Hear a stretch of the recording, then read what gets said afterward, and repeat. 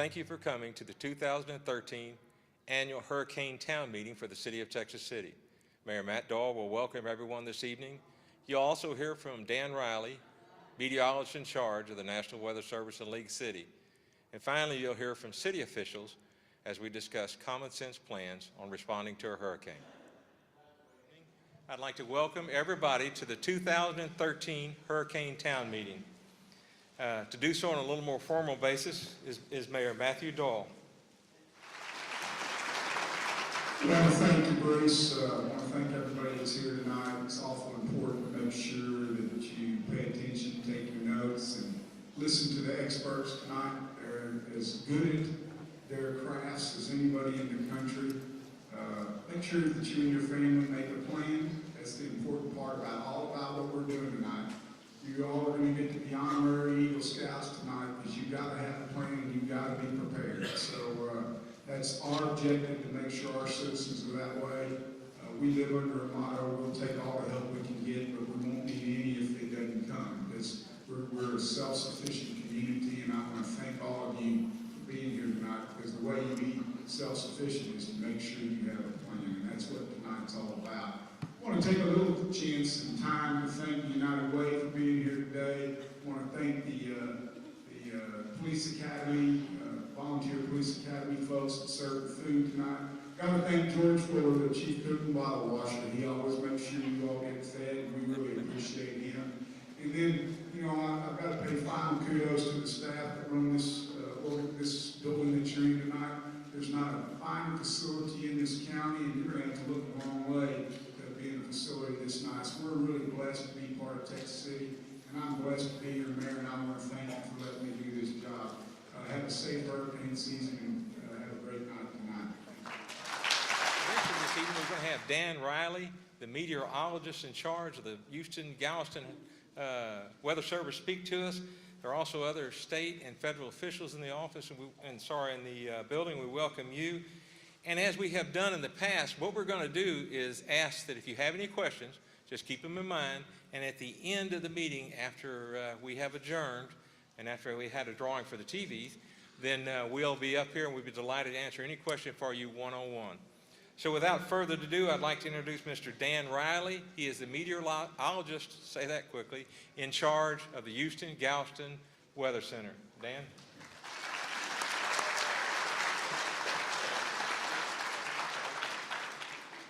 All right, well, great to see so many folks out this evening here for the hurricane event. I'm going to talk tonight about some previous hurricanes and some lessons learned. I want to start with a little bit of a poll here, and hopefully I'll be able to see you all. How many of y'all were not here for Hurricane Ike? Were not here? All right. Not too many, but quite a few. How many were here for Hurricane Alicia in 1983, 30 years ago? All right. How about Hurricane Carla in 1961? Oh my goodness. How about the 1900 storm? All right. I just got to check with you. I mean, it seemed like most of y'all were here for Hurricane Carla, so that's pretty darn impressive in itself. So I'm going to talk tonight about a couple things to keep in mind. You know, we talk about some different topics every year. One thing I want you to keep in mind this year is to beware of the Gulf developers, the storms that form offshore, fairly close to shore, and come in just a few days later. In recent years, we've had a lot of storms that have tracked for days out over the tropics, and we've been able to have quite a bit of lead time, but it doesn't always work that way. The other thing I want to mention is if there is an evacuation order, you know, that order is not made lightly. I do encourage you all to leave early, and I'll show you some reasons why in a moment. And also, again, now is the time to prepare.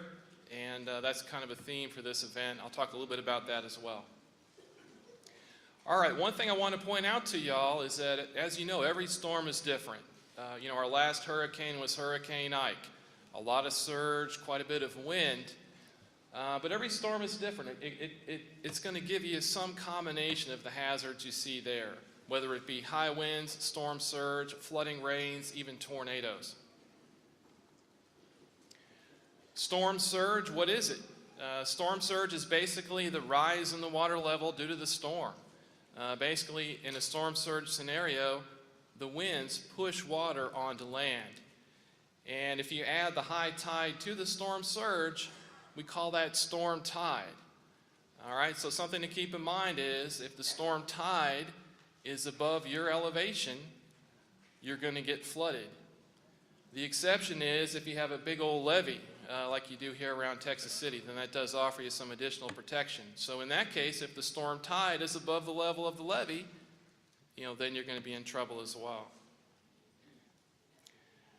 Now, if you look at southeast Texas, these are your storm surge areas. These are areas that have an elevation below 30 feet. And you can see the key there. All the green areas, we're talking about 10 feet or less of elevation. Even the light blue areas are lower than that. And if you zoom in on Texas City, you see we're quite low here. So for a storm like Hurricane Carla, when we didn't have that levee, we had some very, very significant storm surge flooding. When we had Hurricane Ike, the levee held strong. The storm surge came quite a bit up the levee, but did not overtop, so that was a good thing. But this gives you an idea of the different elevations. If you happen to be lucky enough to live in one of those orange areas, then you're higher up, then you're maybe 20 feet up. But if you're lower, then you do have a storm surge risk. Hurricane Ike, we all remember that, hard to believe, 5 years ago. I actually had the good fortune or misfortune to come to the Houston office about a month prior to Hurricane Ike.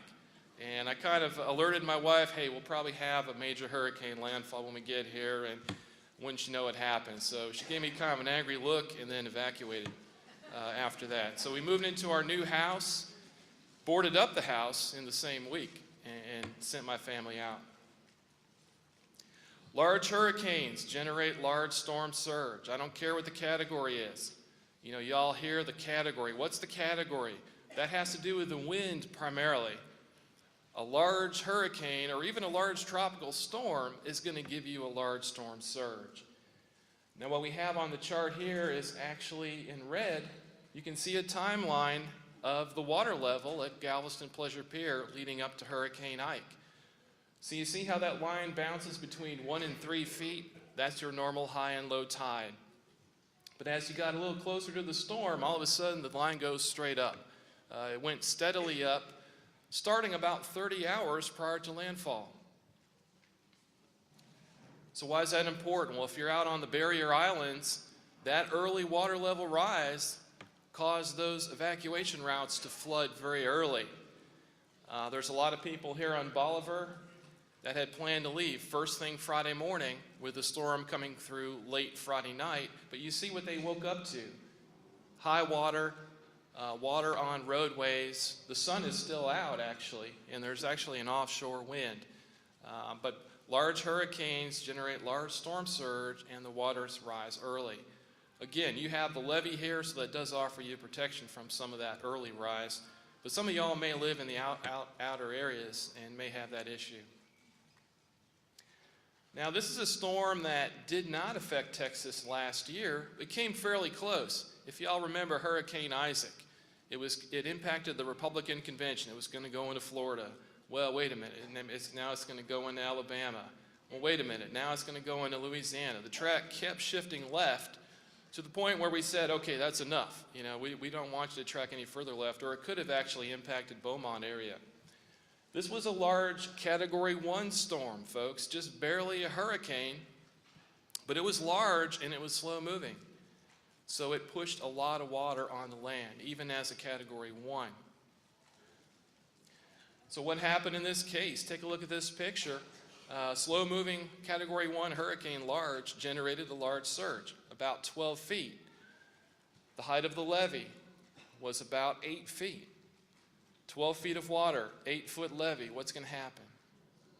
It's going to flow over, and so that's what happened for Plaquemines Parish there in Louisiana. They had flooding up to the rooftops. Now, for those folks on the coast that were saying, hey, this is barely a Category 1, I'm not taking it seriously. They weren't really getting the details of the forecast they needed to make good decisions. Again, surge forecast over the level of the levee, you're going to have flooding. and the category is not the whole story. Okay, then the Gulf developers, I want to hit this now. These are storms that form over the Gulf and then come in within 2 or 3 days. So we may not have time to prepare at the last minute. You want to do your preparation now, so if you get this type of storm, you'll be ready to act if needed. Take a look at this radar loop now. This is about 24 hours of radar data. And I know the forecasters that worked on this day, and they came into work, there were some thunderstorms off the coast. Really, they weren't too concerned, but watch how they get organized in a very short amount of time. All right, now you'll start to see some spiral bands. You'll see this thing spinning around quickly. As just before landfall, it develops an eye. This is a full-fledged hurricane, folks. This is Hurricane Umberto in 2007. It went from just a cluster of storms to a Category 1 hurricane in about 18 hours. Now, how many of y'all didn't even know that hurricane existed in 2007? Be honest. All right, I'm guessing there's more of you that weren't aware of it. Because it was so small and it developed so quickly, if you weren't really paying attention that day, you may not have even known it occurred. It did track north over High Island and then up into Beaumont, Port Arthur. And then there's just a single radar image, and you can see the spiral bands, and that circle in the middle is the eye.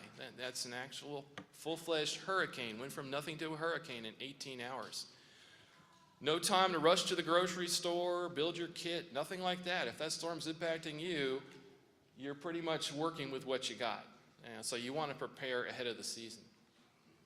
This was not a minor storm. Even though it was small, if that eye wall moves over your area, you're going to see damage like this. This is 80, 90 mile per hour winds in the eye wall, and it rolled some trailers, took roofs off homes. So again, this is a classic Gulf developer, kind of a real extreme case when you don't have a lot of warning. Hurricane Alicia, many of you were all here for that. That's 30 years ago, believe it or not. 30-year anniversary this year for Alicia. And I hear some grumbling out there. But you see some of the spiral bands there. Another example of a storm that formed over the Gulf and then came in just 2 or 3 days later. You don't have days to prepare for this. You got to prepare now ahead of the season in case you get one of these that goes from a 40 mile per hour storm to 115 mile per hour in about 48 hours. And these are just some of the scenes from Alicia here, some of the damage and the heavy surf. All right, last thing I want to mention is I've already talked about getting prepared ahead of the season. One thing you're going to want to do is build a kit. One thing you can do is take a 30-gallon trash barrel, hopefully a clean one, and fill it up with some of these items. We're talking about water, non-perishable foods, snack foods, high-calorie foods, peanut butter, a supply of cash, medicines. Make sure you have an ample supply of medicines. Fill your gas tank. These are all things that many of you all know if you come to this meeting frequently. But it's good to remember every year, and now's the time to build that supply kit. Just real quickly, what's the outlook for 2013? I don't spend a lot of time on this because, as you all know, we can get hit in a very quiet season like 1983. There were 4 storms all year in the Atlantic.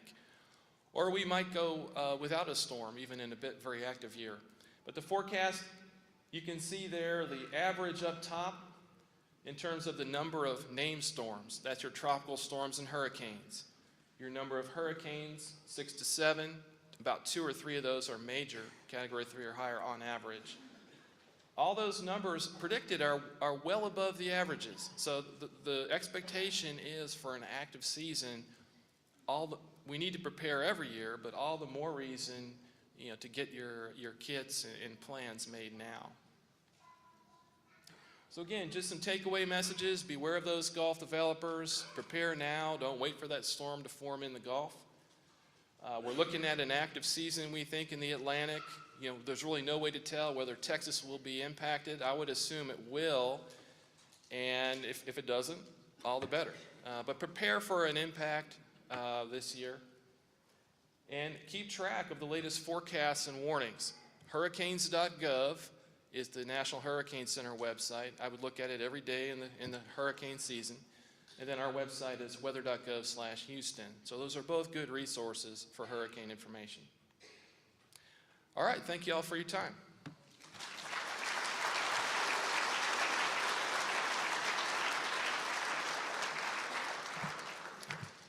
Thank you, Dan. I appreciate that. And certainly there's a few things I'd like to remind you of while they're bringing up the next group of slides. I have about just a few things to remind you of. We talk about them every year, but we're definitely going to talk about them this year. As Dan mentioned, we're going to have an active year, and there's a couple things that we need to do to prepare as citizens. We're ready to go. You know, you heard us, everybody talk about from the mayor on down, make a family plan, and we ask that you do that. It does not have to be a great big complicated plan that requires tons of paper, lots of money, or anything else. It's just a simple plan to decide what you're going to do, how you're going to do it, and when you're going to do it. It should cover many problems. Tonight we're talking about hurricanes, but we live in Texas City. There are many things that happen to us in Texas City, both good and bad, and you should be prepared for anything. And one of the most important parts about it is everybody in the family should know that plan. It's not any good if everybody's not aware of it. You know, one of the most important parts, one of the things that we found out in dealing with a lot of folks over the years is that most folks don't have a complete list of the medicine they take. We haven't ever stopped and taken just a minute to make a list of the medicine. As you make that plan, list that medicine and make preparations to have 3 or 4 days with you. Make a list of what you want to take with you: clothes, pictures, important papers, deeds, insurance papers, anything that you think is important. The list could be a mile long, and there's not any sense in me trying to list all of it. It's what you think is important. Make that list and make it now. Any special diet needs, food or water that you have, make a list of those. Prepare for that. If you are called to evacuate, as Dan said, you may have to evacuate very quickly. So you should have that list together and should have some of the supplies together so you can make that evacuation and make it quickly.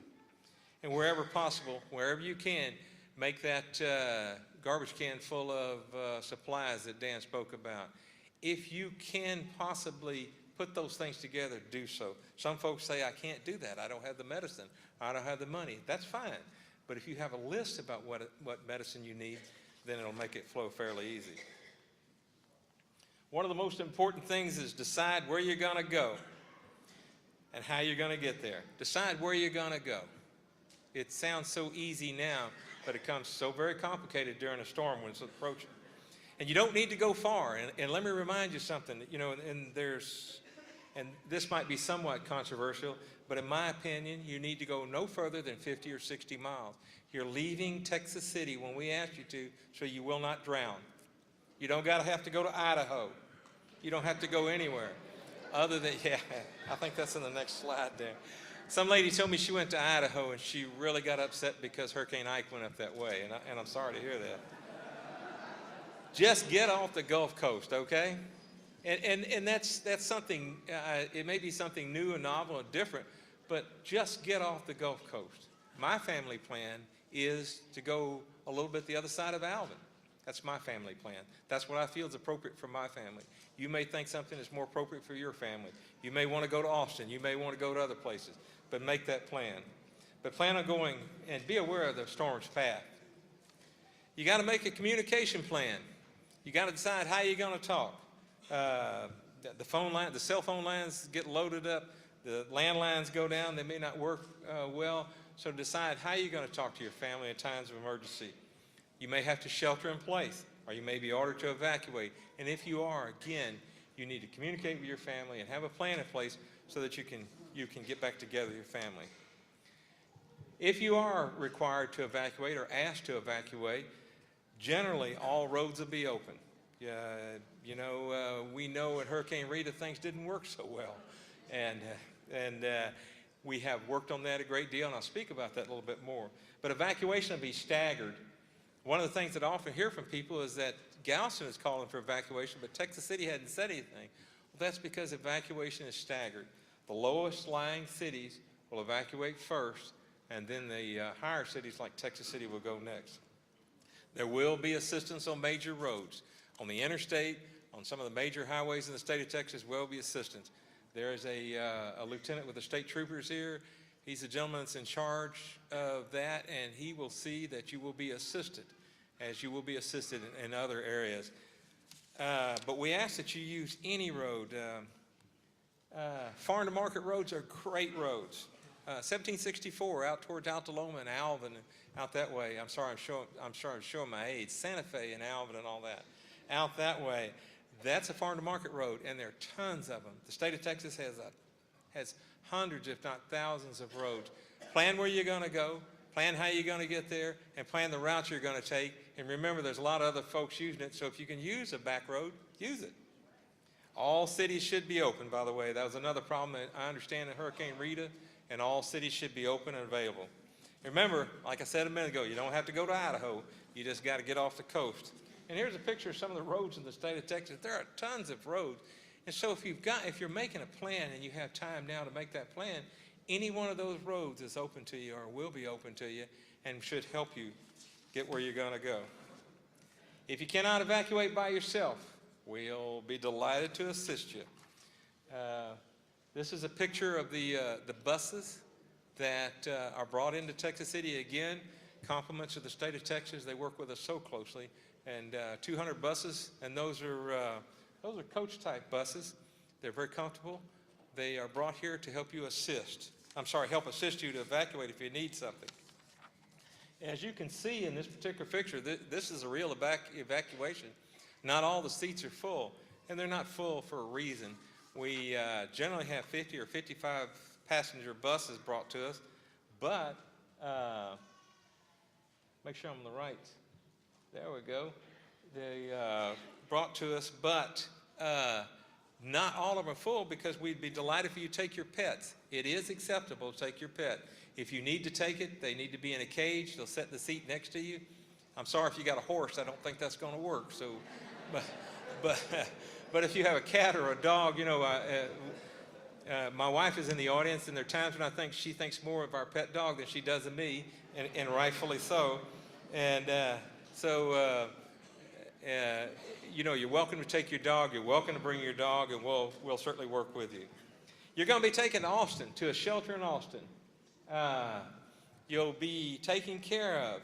You can bring your clothes, or should bring your clothes, and you will be given a safe shelter. It'll be reasonable. You'll be taken care of in a reasonable manner in the Austin area. There are many, many shelters in the Austin area, and you'll go to one of them if you go with us. You need to bring your medicine, your clothing for about 3 days, and you know, basic needs like a razor or any personal hygiene items you have. But you'll receive a safe and comfortable place in which to stay for 2 or 3 days. You'll be brought back when it's safe, and that's generally about 3 days. We hope it's a little quicker, but we don't know. And here's something very, very, very important to everybody in Texas City. Mayor Doyle decides when you come back. But Mayor Doyle is not going to be able to talk to the national media. The media is going to be in Houston talking to that mayor in Houston, to all those folks up there. So you're not going to hear from Mayor Doyle. He's not going to have that exposure. What we suggest you do is you sign up for our phone call service. Most of y'all received a call telling you about this meeting. We suggest you make sure that you've got your cell phone signed up, that you have your family cell phone signed up, and we will call you and let you know when it's time to come back. Someone else will not speak for Mayor Doyle. The mayor of Houston does not speak for Mayor Doyle, as he spoke about this region after Hurricane Ike. That's not the gentleman that you need to listen to. When he makes the decision to come back, we'll notify each and every one, no matter where you're at in the state of Texas. We'll make those calls. Those calls will reach you if your cell phone's on, and we will bring you back and bring you back quickly. Also, too, and tonight, for the last thing that I'd like to remind you is to make that plan. Take just a few minutes right now when nothing's going on, while it's quiet this evening or sometime this weekend, and just make a plan about what you're going to do. It's not complicated. It should be simple. It should be easy to execute. It shouldn't cost a lot of money, and shouldn't cost a lot of money to plan. Well, that's what the majority of what we have for you tonight. And we're all going to be up here for questions after the meeting. Thank you all for coming, by the way, tonight. We appreciate it.